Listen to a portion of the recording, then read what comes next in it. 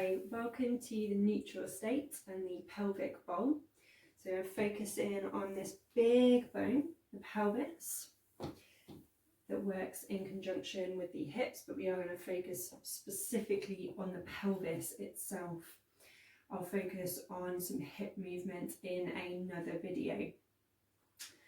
So why do we want to focus on the pelvis? Well, we might consider the pelvis as being the centre of energy exchange of the body. And if we really think about the pelvis, it sits right in between the lower, so the lower limbs, and the upper section of the body, so the torso and the upper limbs. And we can think of it being a bit like a bowl. So when we sort of tip the pelvis one way to the other, to the side, in a sort of circular movement, you might even imagine that bowl sort of containing something like water, for example. So if it tips sort of slightly off centre, the water might spill out of the bowl, and the bowl will then be a little bit sort of off centre or imbalanced perhaps. So the pelvis is very much at the centre of our sense of balance and purpose, and our sense of equilibrium. And I think that does relate to our sort of mental health as well as our physical health, the two being very much connected together. And if things are off centre in this very, very central part of our body, then that may well affect us in other areas of our life. So that's just one of the ways, or a few of the ways, that I think about the pelvis, and that you might want to think about the pelvis too. So in this video, we will just explore a few very basic movements. We're going to start off standing, and we'll work with the pelvis moving in some different directions, so especially through pelvic tilts. You might want to have a block available to you. If you don't have a block, then you might want to use a book, or you could even have a fairly sort of firm cushion. So this is going to be to support us just underneath the sacrum when we come to lie down. Okay, so setting that to the side, you can have a mat. You might want to work without a mat. It really doesn't sort of matter too much either way. The first point here, I just want you to find a steady, stable stance here. So that might be with the feet and the ankles sort of directly underneath the hips, or it might be with the feet just a little bit wider than hip distance apart. So in a position that you feel you're able to fully root the feet down into the ground or the mat. You might even want to spread the toes apart a little bit here as well. So we've got those different points of connection with the feet, a nice stable, rooted, anchored base. And then just bringing your hands to, let's begin with the front of the pelvis. So I just want you to get a feel for the whole size, the surface area of the pelvis. And then round to the sides as well, and to the back as well. And then just bringing your forefinger and your thumb so that you're able to find the very crest of the pelvis. So it might be a little higher up than you actually think, or maybe not. So you can see my thumb is just sitting right at the very top of that crest called the iliac crest. So now you have that idea, or that actual place where you can imagine something spilling out, so the water spilling out if the pelvis is too forward or too back, or more to one side than the other. Okay, so now we've got a little bit more of an idea about what we're working with here. And then just finding little bends or softness through the knees. And just taking a moment with or without the hands on the pelvis, the side, front or back if you have the hands there. And just acknowledging and feeling the sort of heaviness or the weight of that big, big bone. Just taking a few breaths there. You might even want to close your eyes for a moment. Just steadying the breath, bringing it to nice, gentle pace and rhythms. There isn't any force, any effort involved.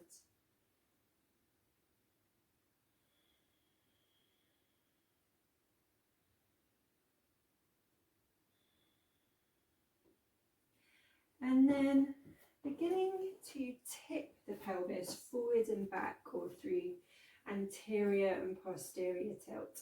So forward, the tailbone will untuck and you'll notice a bigger arch or curve in the lower back, and then scooping the tailbone under to tip the pelvis back.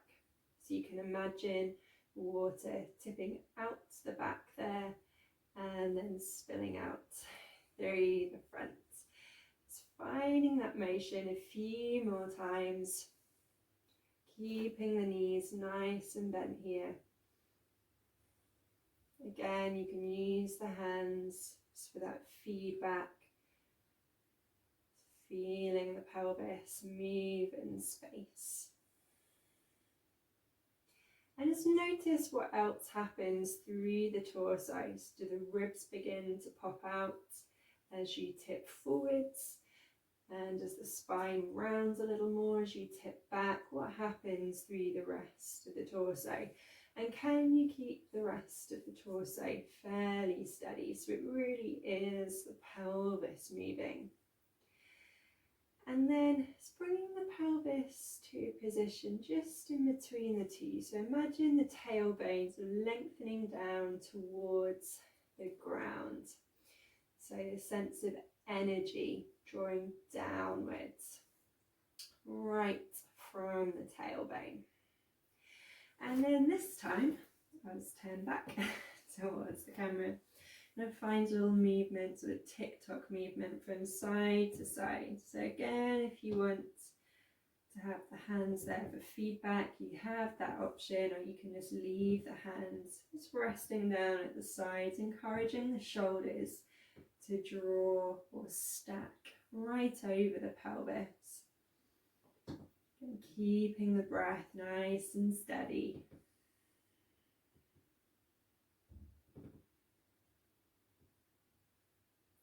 And then this time finding a little diagonal movement. So you're shifting the weight from one front diagonal to the back diagonal, and then switching up from diagonal front to back. Maybe switching up again.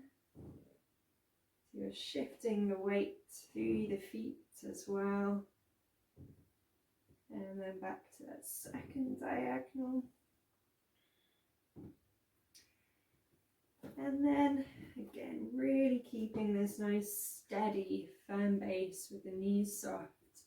Letting the pelvis move in some big circles here. And just watch what happens with the weight.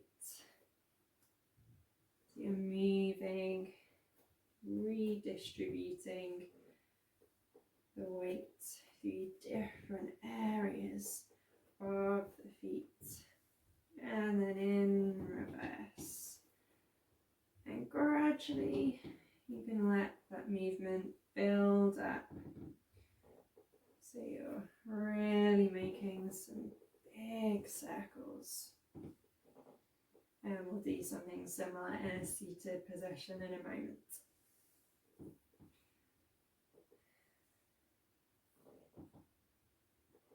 And then I'm going to tie some of that together. This time I'm going to let the feet pick up, but rather than leading with the feet, I try and lead with the pelvis.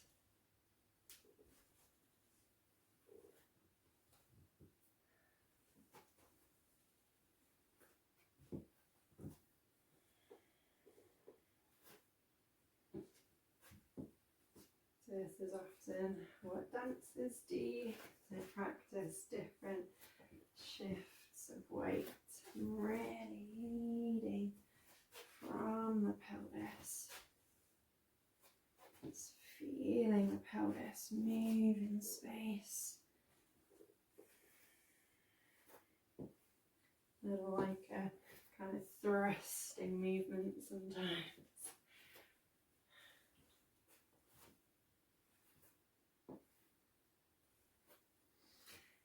And then we'll come back after we've found the little movement.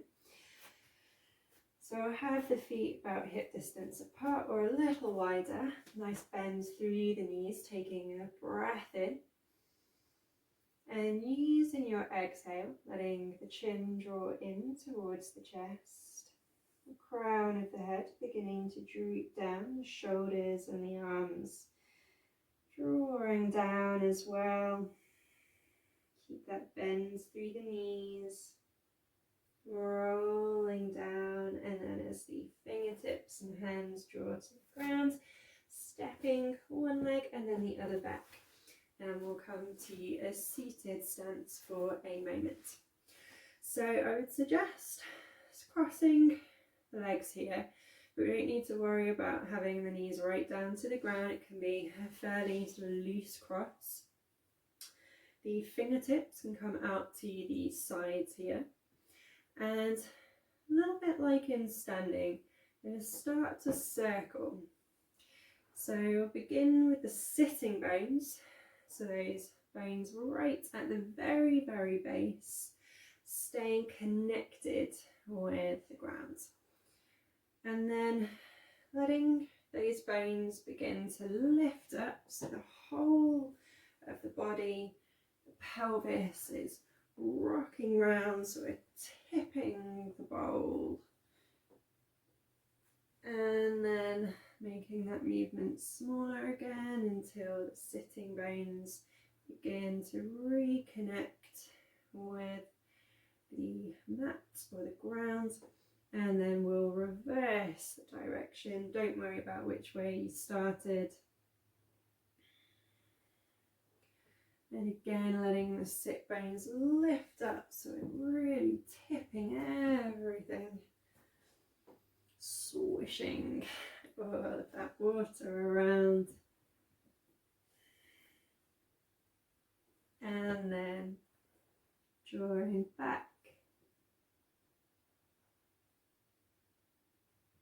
And we'll come right back to a still point, uncrossing the legs. If you have a block, you're going to use your block. If you have a cushion or a bic, you're going to use those instead. You can support the legs here and then rolling all the way down through the vertebrae, taking your prop with you to the ground. So we'll bring the hands to the front or the top of the pelvis here.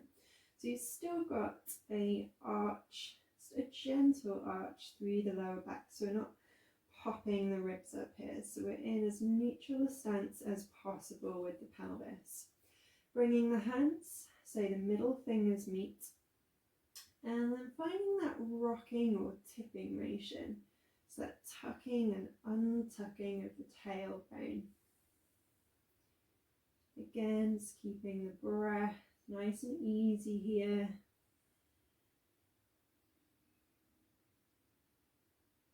And then finding that stance right in between. Now press the feet down to lift up. If you have a block, I would suggest having it on its mid or its lowest height. If you have a bic, probably easiest on its lowest height, and the cushion obviously just on its regular level. And we'll place the cushion, the bic or the block, so it's right underneath the sort of flat bone, just at the top edge of the flesh of the butt cheek. So most of the flesh will come off of the block if it's in this position. But we just want to make sure we haven't got the blocks wedged under the lower back there.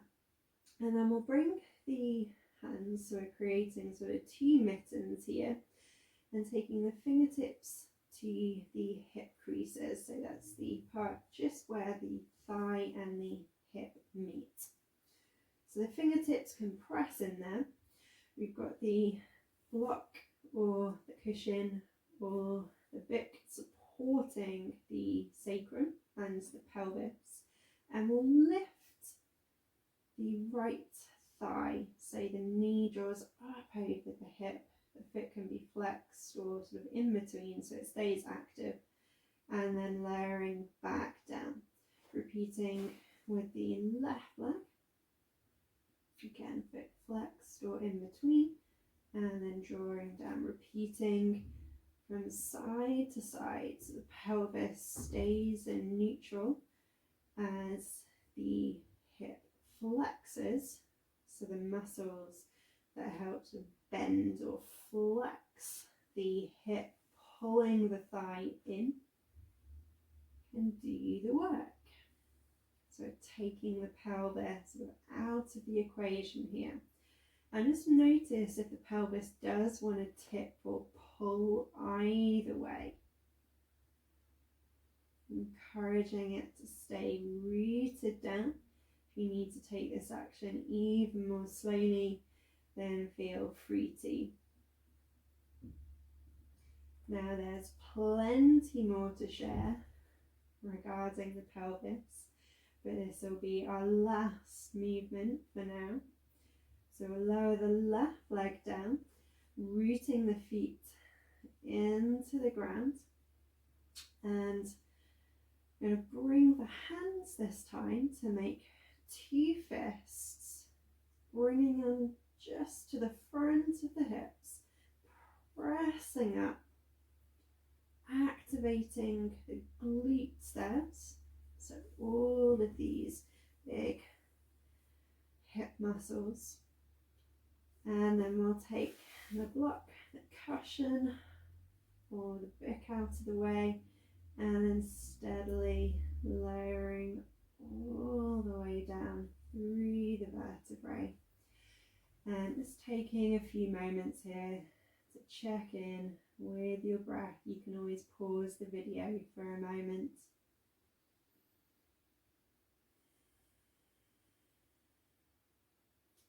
And then when you're ready, either rocking up or drawing to one side first, come all the way back up to a seated stance, taking a cross-legged seat or having the legs out in front, a comfortable setup for you. So thank you for joining me for this neutral state, the pelvic bowl session. There will be more to come on the pelvis in future weeks, but hopefully this is a video that you can come back to time and time again to help with a reset of the pelvis, bringing you back to a sense of balance, to a neutral place and space. So I hope that you'll join me throughout this week and throughout future weeks. There will be some live classes available as well coming soon, so I'll let many of you know about those. Hopefully you can join me for those as well. And there'll be a longer class, a pre-recorded class on this theme with some flow and sequencing involved as well, so we can put the pelvis and the hips and everything connected into sort of bigger motions. So if you'd like to, you can bring the hands together just to meet at the sternum, the heart center there, to say thank you to yourself for making this time in your day and in your week, and thank you to both your body and mind for guiding you through this short practice. And namaste. Thank you for joining.